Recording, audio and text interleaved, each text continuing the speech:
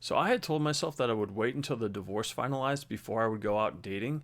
However, my divorce took about 2 years to complete. So halfway through, I broke down and I decided to start dating. I made a dating profile and I kind of got on some apps and I started kind of looking around. It was a very awkward time in my life. The divorce was formally underway. It was very icy at home, and I was still living with my ex-wife. So it was just I felt unbelievably isolated. I felt unbelievably just completely alone. It was difficult. I was facing a lot of concern about what was, custody issues and financial, implications of the divorce. And I wasn't really able to see beyond the divorce. A divorce is often very all consuming, and so you can kind of drag your entire psyche and forward vision down to where you're not able to see outside of it and see a future beyond it. So anybody that's listening to this, I want to tell you, after divorce there's plenty of life after divorce. It seems like it's painstaking, and it seems like it's never ending, and it seems like it'll cost 10 times more than it should, but ultimately a divorce will end and you will be able to kind of pick up the pieces and form your new life post divorce. But when you're in the divorce, and it can be very difficult. So got on some dating apps and it was rough. So most of the time intimacy has dried up a few years prior to the start of a divorce. So once you get a year into a divorce, you're really starving for affection. So typically no one wants to date someone that's going through a divorce, and so dating is really painful. People know, if you broadcast out there that you're going through a divorce, that's an immediate turnoff for a lot of people. They would say, okay, well, I got this guy that's going through a divorce. Well, I got five more guys that aren't going through a divorce, so I'm going to pick them, right? So it becomes very difficult to kind of connect with people, and I don't blame them.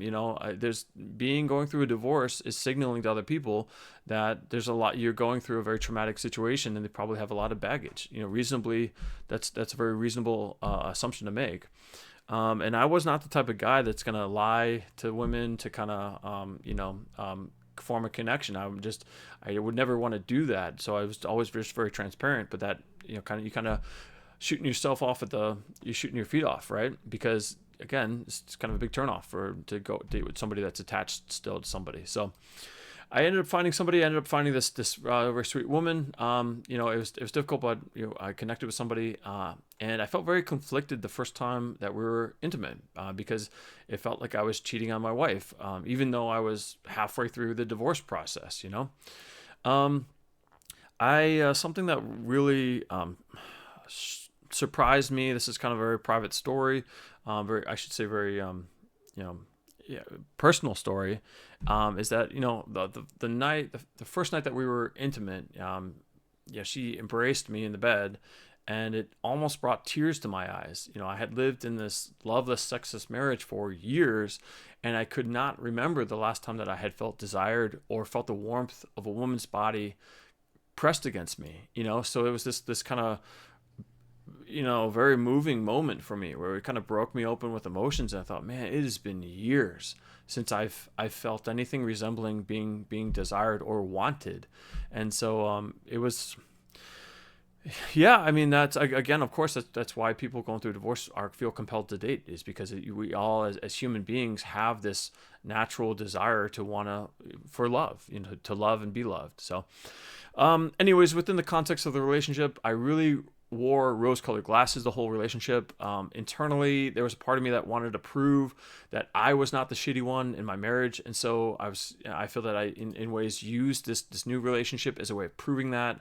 I saw all the ways that this new woman was better than my ex-wife, and f her, and I'm in the right, and look, I'm making this relationship thrive, and this, that, and the other thing. But unfortunately, I was just kidding myself, as people often do.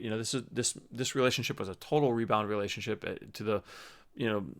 to the definition of what a rebound relationship is. And so that relationship lasted 6 months, and I just was not in the headspace to have a relationship at that time. So when you're going through a divorce, it's only human to want to connect with someone else and feel desire and feel intimacy with someone after what you've been through. However, it takes a couple years to a few years to properly heal from a divorce, and so jumping into a new relationship is likely going to end badly and cause heartache. So It's tough because I've been there. So it's like, well, are you gonna completely be like a celibate priest until your divorce is over, and you wait a couple years to even broach the idea of starting to date? That's very difficult. At the same time, realistically, the relationships that you're going to have immediately post your, if you're going through a divorce or post divorce, are likely not going to go the distance, because it takes a lot of introspection. Look, in a divorce, like I said, with me, trying to prove that it was all my ex-wife's fault. She was terrible. I wasn't the bad person. But look, it takes two to tango. In a divorce, you're gonna spend the next few years playing the game. Well, what part of the divorce and the marriage and the divorce was my fault, and what part was her? You're gonna play that game throughout the years, and you're gonna gain new insight, and then it's gonna cause you to reflect. And then your divorce is a large thing in your head. So ultimately, time will pull you away from it, and it'll mean less and less. But a divorce is a extremely traumatic event in your life, and so it warrants a lot of introspection, a lot of thought. So as you move on from it, you're going to be spending a lot of time thinking, okay, yeah, like I wasn't as good of a man as I thought that I was. I wasn't as good of a husband as I thought that I was. And yeah, I do need, I take accountability for that. And, so in the during a divorce and in the immediate aftermath, there's a lot of vitriol, especially as people are, vying for custody and, trying to take assets from you. So there's a lot of hatred, and there's a lot of venom. So there's a lot of reasons to look, point the finger at the other person and say, it's all on your shoulders. But after that, and you get away from it, you're able to kind of look at yourself, and you're able to start realizing the things that you've done and you want to take accountability for, and also the things that you let happen to you. And so that process it takes a long time, and it's an extreme time for growth. For me, I looked at it as like a renaissance moment in my life, as a self-improvement renaissance for me. I learned a lot about myself. I ended up going back to my childhood and dealing with a lot of childhood trauma, and being able to acknowledge and see that, and see how it had affected my marriage, and see how that was still affecting me as an adult, working with a therapist to kind of move beyond that. So again, I've kind of gotten off the topic of dating when you're in a divorce, but just I would say, if you are planning on dating when you're in a divorce, or immediately following, I would just say be careful, because just know what it is, and know you most likely want to do something that's casual. And if you have a casual relationship with a woman, you do risk catching feelings for her, and you do risk putting yourself in a position and choosing a partner when you're in a compromised state. And so you might not choose the best partner for you. You might choose what's available, what Mrs. Right or Mrs. Right now.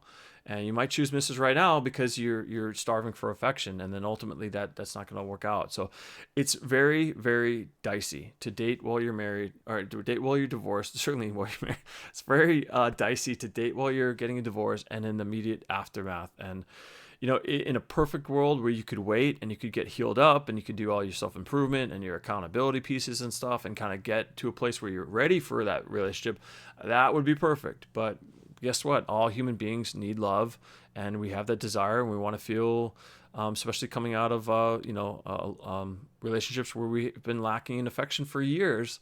It's only human to want to seek that out. So my message to you, men, is just whatever you choose to do, I wish you all the best. That's my story. So thanks for watching.